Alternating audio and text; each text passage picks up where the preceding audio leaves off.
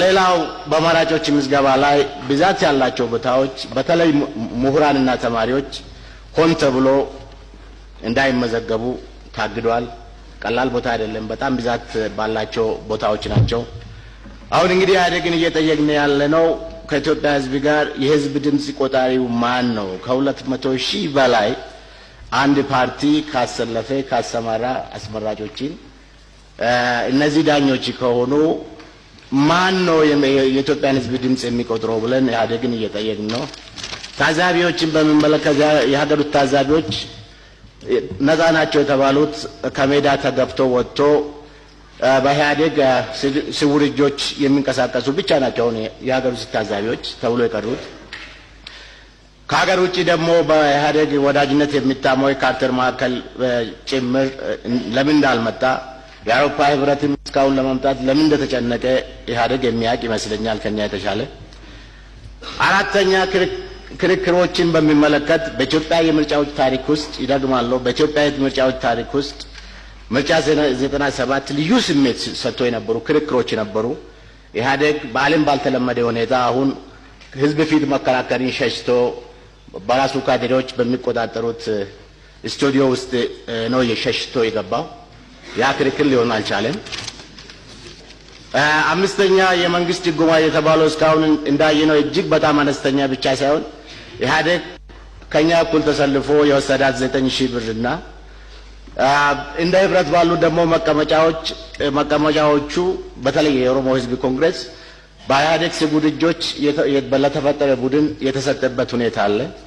ስድስተኛ ስነ ምግባርን በሚመለከት ብዙ ክቡር ጠቅላይ ሚኒስትሩ ብዙ ብሏል።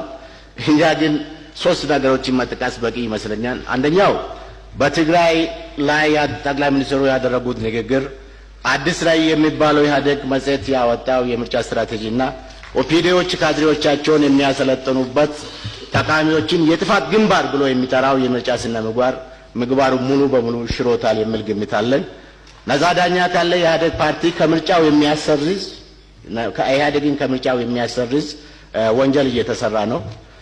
ስለዚህ እንግዲህ ይሄ ነው ያለው በምርጫ ሁኔታ ለምን ሰላማዊ ነፃና ዲሞክራሲያዊ ሊባል እንደሚችል ተአማኒ ሊሆን እንደሚችል በምን ታምር ሊሆን እንደሚችል ኢህአዴግ ብቻ ነው የሚያውቀው።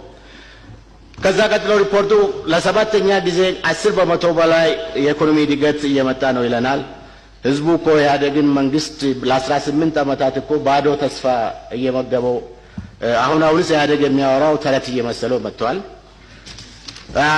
አሁን እንዳውም አንዳንድ ጊዜ ማብራት በፈረቃ ምግብ በፈረቃ እየተባለ ነው ከተሜዎች እንደሚሉት።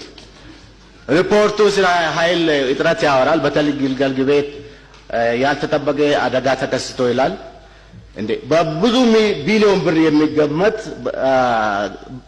የመንግስት ተቋምን ግንባታን ያለ ጨረታ ሲሰጥ ውጤቱ እኮ ምን እንደሚሆን ኢህአዴግ ሊገምት ለምን እንዳልቻለ አስቀኝም አስገራሚም ነው። ሪፖርቱ ስለ ድርቅ ሲዳስስ የማንም ዜጋ ህይወት አልጠፋም ይላል። ይሄ መቼም ትዝብቱ ለኢትዮጵያ ህዝብ እንተው። የማንም ዜጋ ማለት የአንድ ህፃንም አልሞተም ማለት ነው። እሱ ለኢትዮጵያ ህዝብ እንተው። ሌላው ሪፖርቱ በፒፒአር ስም የሲቪል ሰርቪስ ማሻሻያ ፕሮግራምን ያወራል። ስንቱ ሰራተኛ ከስራው ተፈናቅሎ እምባይ ያለቀሰ እንደሚገኝ ኢህአዴግ ያውቃል። ተማሪዎች እንኳን አሁን እያሉ ያሉት በኢህአዴግ ክራቴሪያ ሲ ማግኘት ይሻላል በትምህርት ኤ ከማግኘት እየተባለ የሚወራበት የሲቪል ሰርቪስ ነው። ኢህአዴግን የሚደግፍበት አንድ ነገር ማግኘት በጣም ደስ ብሎኛል። ስለ መሬት ዝርፊያና ህገወጥ የሚለው ነው። ኢህአዴግ እንደዛ ማስቀመጡ በጣም ደስ ብሎኛል። ስጋቴ ግን ክቡር ጠቅላይ ሚኒስትር ስጋቴ ግን ትላልቅ አሳዎች ላይ ሳይሆን ትናንሽ አሳዎች ላይ እንዳይሆኑ ስጋት አለኝ። ትላልቅ አሳዎች ላይ ሳይሆኑ ትናንሽ አሳዎች ላይ እንዳይሆን ስጋት አለኝ። የትምህርት ጥራት ተብሎ የትምህርት ጥራት በኢትዮጵያ ዘመናዊ የትምህርት ታሪክ ውስጥ እንዳሁኑ የወደቀበት ጊዜና ሁኔታ የለም። ይህንን አስተማሪ ስለንኩኝ በደንብ አውቃለሁ። ሪፖርቱ ሀሳቡን ያጠቃልሉ ክቡር ዶክተር ሙደር። በአጠቃላይ እንግዲህ ኢህአዴግ በተለይ ማለፍ ያለብኝ ኢህአዴግ ከአጋሮቼ ጋር ከልማት አጋሮቼ ጋር ብዙ ነገርን አደርጋለሁ እያለ ነው።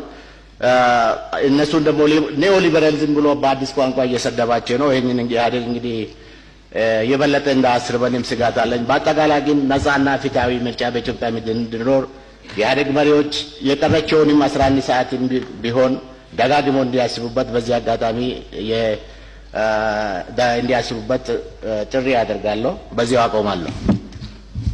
የተከበራቸው የምክር ቤት አባላት ለምክር ቤት የሚቀርቡ አስተያየቶችና ጥያቄዎች በማስረጃ የተረጋገጡ መሆን እንዳለበት ደንባችን ያሳውቃል። ንግግሩን ላለማቋረጥ ነው እንጂ ማስረጃ የሌለው ንግግር እዚህ ምክር ቤት ማቅረብ በደንባችን ያስቀጣል። ቀጥሎ የተከበሩ አቶ ልደቱ ከኢዴፓ መድን 5 ደቂቃ አሉት። አመሰግናለሁ ክቡር አፈ ጉባኤ። ክቡር ጠቅላይ ሚኒስትርም ሪፖርቱን በማቅረበው ከልብ አመሰግናለሁ። እኔም በምርጫ ጉዳይ ነው የሚጀምረው። ክቡር ጠቅላይ ሚኒስትር የኛ ፓርቲ ምርጫው ሰላማዊና ዲሞክራሲያዊ እንዲሆን አቅሙና ሁኔታው በፈቀደ መጠን የበኩሉን አስተዋጽኦ እያደረገ እንደሆነ ግልጽ ነው። አሁን እየተከተለው ካለው አስተሳሰብና አካሄድ አንጻርም መንግስትን በጭፍንና ያለ ምክንያት የመተቸት ፍላጎት የመክሰስ ፍላጎት የሌለው ፓርቲ ነው። በዘንድሮ ምርጫ የስነ ምግባር ደንብ መፈረሙ ስነ ምግባሩን የሚያስፈጽም የጋራ ምክር ቤት መቋቋሙ ትልቅ ጉዳይ ነው፣ በጎ ጉዳይ ነው፣ ብዙም ጥቅም እያስገኘ ነው። ነገር ግን በመንግስት ተጠሪነቶ እንዲመልሱት የምንፈልገው ወይም አስተያየት እንዲሰጡበት የምንፈልገው አንዳንድ ጉዳይ አለ። በዛ ምክር ቤት ውስጥ ውሳኔ የምንሰጠው በተባበረ ድምጽ ነው ወይም በኮንሰንሰስ ነው። አንዳንድ ጊዜ ችግር እየገጠመን ነው። ገዢው ፓርቲ ያልፈለገው ነገር ካለ 9 ፓርቲዎች አንድ አይነት አቋም ኖረን እሱ የተለየ ካለው ውሳኔ አያገኝም ያ ጉዳይ። ነገር ግን እሱ የሚፈልገው ነገር በመንግስት ተፈጻሚ የሚሆንበት ጉዳይ ነው ያለው። ለምሳሌ የሰዓት ድልድል ላይ ሁላችንም አልተስማማንም። ገዢው ፓርቲ ግን የፈለገው ሐሳብ ተግባራዊ እየተደረገ ነው። ቀጥታ የሆነ ስርጭት የክርክር ስርጭት እንዲኖር ተስማምተን ነበረ መጀመሪያ። ገዢው ፓርቲ አሁንም ስላልፈለገ ሌሎቻችን ብንፈልግም ተግባራዊ አልሆነም። አትሊስት በቀሪው ጊዜ እንዲህ አይነቱ ችግር መስተካከል የለበትም ወይ? ሁለተኛ እታች ወረዳና ቀበሌ ላይ ሲካሄድ በጣም ብዙ ችግር ነው ያለው። አሁንም በገዢ ፓርቲ መሪነቶ ሳይሆን በመንግስት ኃላፊነቶ ብዙ ችግሮች ሲደርሱ የገዢው ፓርቲ ሰዎች ችግሮቹን እየፈጠሩ ስለመሆኑ መረጃ ካላቀረባችሁ ችግሮቹ መኖራቸው ቢታይም ምንም ልናደርግ አንችልም ነው እየተባለ የሚነገረን በመንግስት መስተዳድር። አንድ ቀላል ምሳሌ ብናገር እኔ የዛሬ ሳምንት በመመረጥበት ወረዳ ነው የነበርኩትኝ። ስብሰባ ለማድረግ ሄጄ ነበር። በእያንዳንዱ ቦታ የተለጠፈ ፖስተር ተለጧል በጋድ ህዝቡ ያየው። የኢህአዴግ ፖስተር በሙሉ በግልጽ ይታያል። ይሄ መረጃ የሚያስፈልገው ነገር አይደለም። ሁለተኛ ከደጋ እስከ ቆላ ድረስ በእያንዳንዱ ቤት ሃይማኖት የሚያጠፋ ፓርቲ መጣባችሁ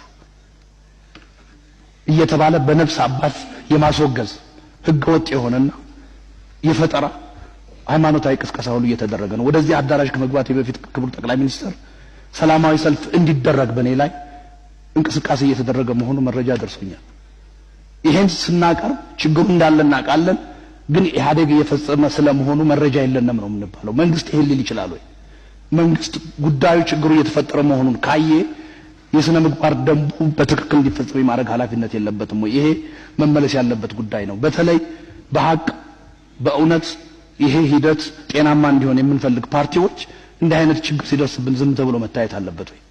ስለዚህ በእርስዎ ደረጃ ግልጽ የሆነ ቀጥተኛ የሆነ ህዝቡ የሚሰማው መልእክት ለምንድን ነው የማይተላለፈው? ማስጠንቀቂያ ለምንድን ነው የማይሰጠው? ችግር የሚፈጥሩ ሰዎች እርምጃ ሲወሰድባቸው ለምንድን ነው የማይታየው? አንዱ ጥያቄ ይሄ ነው። ሌላው እዚህ በኢኮኖሚ ረገድ የቀረበው ጥያቄ 10.1 እድገት ተገኝቷል ነው የሚባለው። ባለፈው አመትም ተመሳሳይ ወይም ከዚህ የበለጠ እድገት ተገኝቷል ተብሏል።